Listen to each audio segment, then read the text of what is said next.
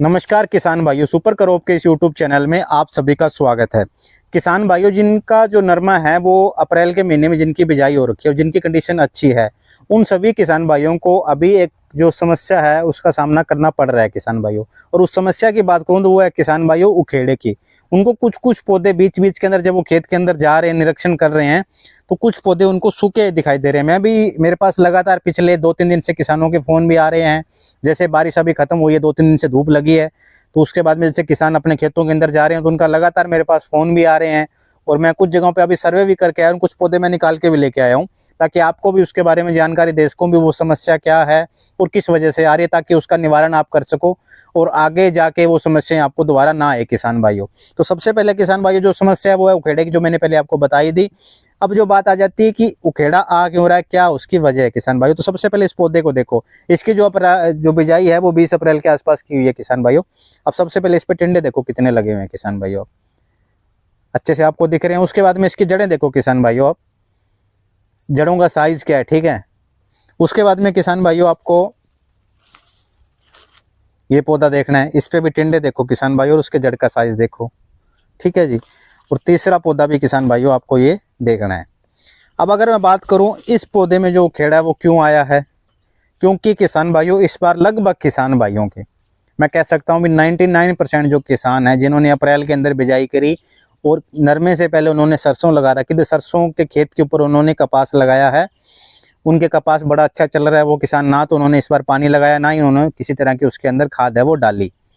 तो क्या है कि पौधे के अंदर पूरे न्यूट्रिएंट नहीं है। उस वजह से जैसे ही अभी आपकी बारिश गिरी, क्योंकि पानी तो आपने लगाया नहीं था, अगर पानी लगा देते आप तो भी आपको ये समस्या आ जाती पहले ही। तो पानी तो लगाया नहीं, अभी खुल के बारिश अभी हुई है। पहले जो बारिश आ रही थी वो बिल्कुल थोड़ी थोड़ी बारिश आ रही थी, नाथ खेत के अंदर पानी खड़ा हो रहा था, साथ के साथ नीचे जा रहा था मिट्टी के अंदर, सोख रही थी मिट्टी इसको। तो अभी पिछले 3-4 दिनों की बात करूँ तो काफी ज्यादा बारिश हुई, थोड़ी बहुत देर आपके खेतों के अंदर पानी भी खड़ा रहा है, ठीक है। हो सकता है पूरे खेत के अंदर पानी ना खड़ा रहा हो, जहां जहां ये पौधे ऐसे सूखे हुए दिखाई दे रहे हैं उसके आजू बाजू में पानी खड़ा रहा हो 5-10 मिनट के लिए, तो क्या होगा, जो पैराबिल्ट की जो समस्या है ना किसान भाइयों वो इस पौधे में है। क्योंकि इस पौधे को अभी तक आपने को न्यूट्रिएंट नहीं दिया, और टिंडों की संख्या देखो इस पे कितनी है। जो मिट्टी के अंदर से न्यूट्रिएंट ले सकता था वो तो इसने ले लिया, पर जो हम इनको ऊपर से देते होते हैं, जैसे अगर बिजाई के समय में एसएसपी डालते हैं, पोटास डालते हैं और यूरिया भी डालते हैं पहले पानी पे, वो वाला काम तो इस बार है नहीं, सबने बंद कर रखा है। अभी हम तो बिना खाद के, बिना स्प्रे के इस बार नरमा लेंगे तो उनके हालात आपके सामने है किसान भाइयों। और ये तो एक तरह का मैं कह सकता हूँ ट्रेलर अभी आपके लिए, पूरी मूवी तो अभी बाकी है। वो आपको कब दिखेगी, जब आप अगस्त के अंदर, तो आपको पानी लगाना ही लगाना पड़ेगा, कहाँ भागोगे आप। और जब आप अगस्त के अंदर पानी लगाओगे तो अभी तो एक एक दो दो पौधे दिख रहे हैं जहां जहां पानी खड़ा हुआ, पूरा का पूरा खेत ऐसा होगा किसान भाइयों। तो अभी भी समय है कि अपने कपास के खेतों के अंदर न्यूट्रिएंट दें प्रॉपर तरीके से। कैसे देने हैं वो मैं आपको अगली वीडियो के अंदर बताऊंगा, जो आगे मेरी वीडियो आते रहे उनके अंदर बता दूंगा क्या क्या देना है, वो भी आपको बता दूंगा। पर नरमे को छोड़े ना किसान भाइयों, क्योंकि ऐसा कोई चीज नहीं है कि कुछ ना करे, करना तो आपको पड़ेगा अगर आपको अच्छा लगना, नहीं तो ये पौधे ऐसे ही रहेंगे और इनसे जितना होता है उनसे आपको संतुष्टि करनी पड़ेगी, ठीक है।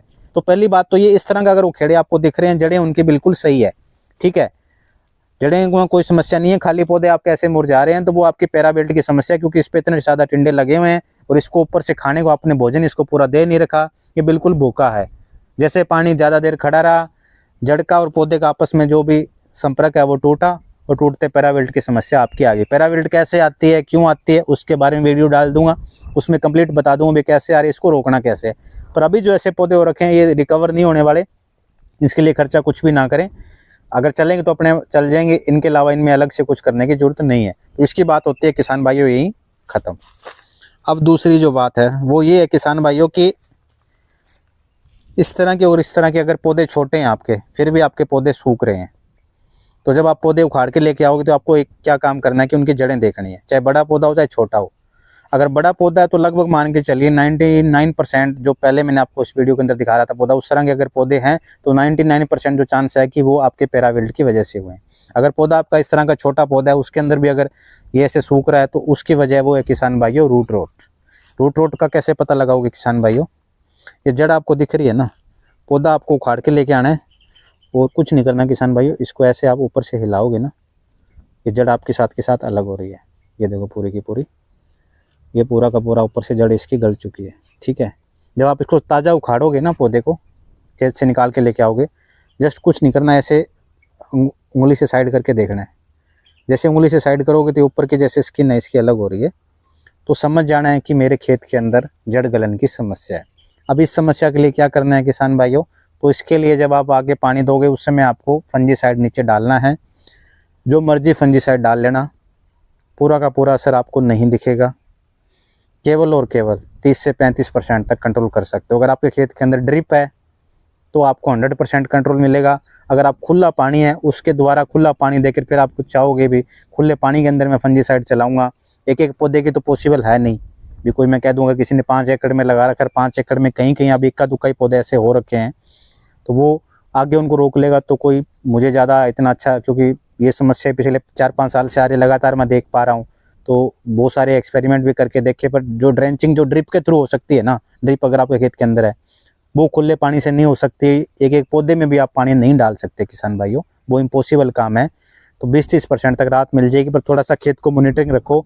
और अगस्त के महीने के अंदर जब आप दोबारा पानी दो उस समय आप फंजीसाइड आपको चलानी है, वो भी मैं अगली वीडियो के अंदर बता दूंगा कि रूट रोट आती कैसे है, कैसे इसका निवारण आपको करना है, उसके बारे में भी किसान भाइयों बता दूंगा। तो 2 समस्याएं थी किसान भाइयों।